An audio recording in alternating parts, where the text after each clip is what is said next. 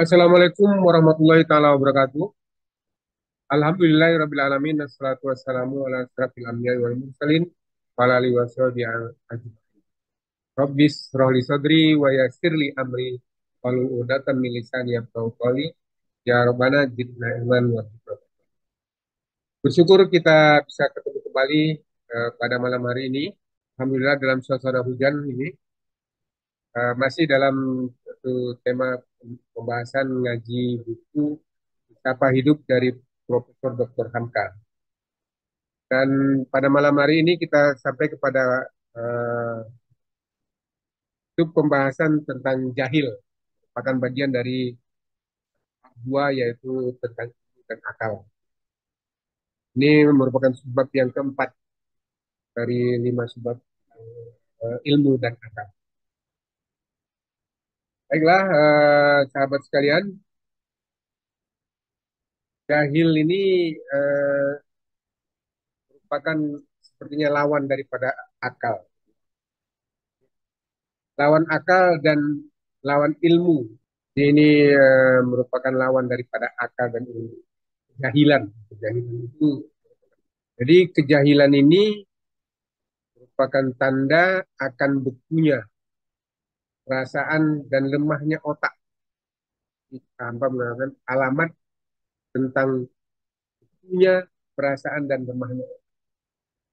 Jadi kata hukama, buta hati lantaran jahil itu lebih berbahaya daripada buta mata. Jadi katanya tidak sedikit orang yang buta matanya tetapi masih tinggi, masih terhitung tinggi dalam dunia lantaran ilmunya, dianggap hebat kan, ya. Di Universitas Al-Azhar di Mesir, kata dalam buku ini, ada ulama besar yang buta matanya, tetapi termasuk ulama ikutan yang terbesar di zaman, yaitu yang mulia Syekh Yusuf Ad-Dazwi, Dr. Taha Hussein, rektor kepala dari Madrasah Tinggi Fuad I Egyptian University, adalah seorang intelek yang paling masyhur di tanah timur, tetapi buta sejak kecilnya. Ini artinya bahwa buta mata sekali-kali tidaklah berbahaya, malah boleh menjadikan kemegahan asal ada ilmunya. Jadi buta mata itu tidak bermasalah.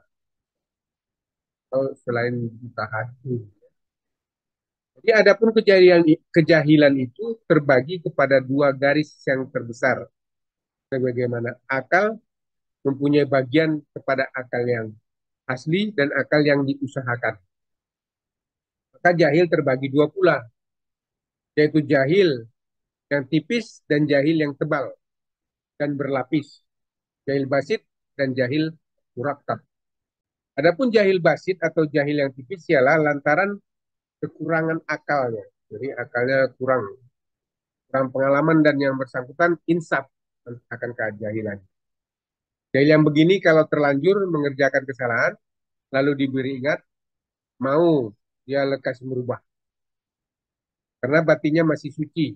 Adapun jahil murakkab ialah jahil asli yang bertambah diberi ingat, bertambah bertambah jahilnya dia. Jahil murakkab ini lebih berbahaya karena jahil tidak tahu bahwa dia jahil atau tidak mau tahu dia. Dan umumnya jahil murakkab ini adalah lantaran sombong. Itu bisa membuat orang jahil. Di dalam perkara paham dan kepercayaan terbagi pula derajat orang yang jahil kepada empat tingkatan. Tingkat pertama, tidak mempunyai pendirian. Baik pendirian yang benar atau yang salah sekalipun. Masih kosong dia. Orang ini mudah diberi petunjuk sebab dia masih sebagai kertas putih yang belum berkoreng atau sebagai tanah subur yang belum digarap atau tanami. Tingkatan kedua, mempunyai pendirian yang salah tetapi dia tidak tahu kesalahannya. Dipegangnya hanya karena jahilnya saja. Ini pun mudah merubahnya, sekalipun tidak semudah yang pertama. Ubahnya dengan batu tulis yang telah tercoreng masih mudah menghapus corengannya supaya diganti dengan tulisan yang baru. Atau sebagai tanah subur yang telah panjang rumputnya perlu disiani. Tingkat yang ketiga mempunyai pendirian yang salah yang disangkanya telah benar, lalu dipegangnya. Juga karena kebodohannya dan lantaran pandangannya tidak jauh. Tingkat ini payah benar merubahnya, mesti berangsur-angsur, pelan-pelan, kadang-kadang menghendaki masa bertahun-tahun. Yang ketiga. Tingkat yang keempat, orang yang mempunyai pendirian yang salah, tahu akan kesalahan itu, atau bisa mengetahuinya, akan tetapi tidak mau meninggalkannya. Tidak mau surut pada kebenaran. Ada karena benci, ada karena hasad, atau takbur, atau keras kepala. Golongan inilah yang dinamai oleh agama fasik. Bertambah diberi ingat, bertambah lari. Bertambah didekatkan, bertambah menjauh. Yang keempat. Ini ada 4 bagian jahilan ini.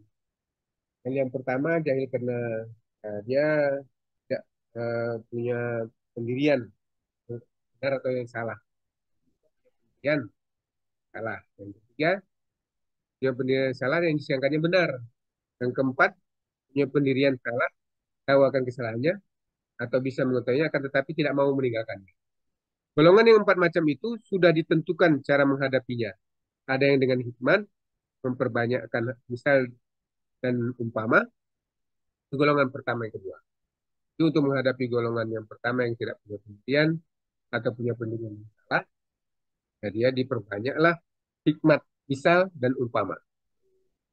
Itulah golongan pertama. Ada yang eh, dengan mau izah, dengan memberi pengajaran dan peringatan. Itulah golongan ketiga. Dan ada yang dengan mujadalah billati hiya ahsan. Bertukar pikiran dengan jalan yang sebaik-baiknya. Itulah golongan keempat. Kalau ketiga ikhtiar itu tiada mempan juga, bukanlah lagi perkara kita. Serahkan kepada Tuhan, habis perkara. Karena keputusan adalah di tangan Tuhan. Dialah yang akan memberi hidayah bagi kita. Jadi menghadapi orang jahil ini, kita untuk yang pertama yang salah pendirian atau tidak punya pendidikan, kita harus memberi banyak ajaran dan memberi banyak. Kalau dia sudah punya eh, pendirian yang salah dan disangkanya benar, golongan ketiga, ini beri pengajaran dan peringatan. Ini betul-betul harus diskusi benar. Dan kalau tidak bisa berubah juga, ya saya serahkan kepada Allah. Karena sesungguhnya hidayah itu adalah dari Allah Subhanahu. Saya kira demikian pembahasan tentang jahil ini. Mudah-mudahan bermanfaat. Lebih dan kurang mohon maaf. Billahi taufiq wal hidayah. Wassalamualaikum warahmatullahi taala wabarakatuh.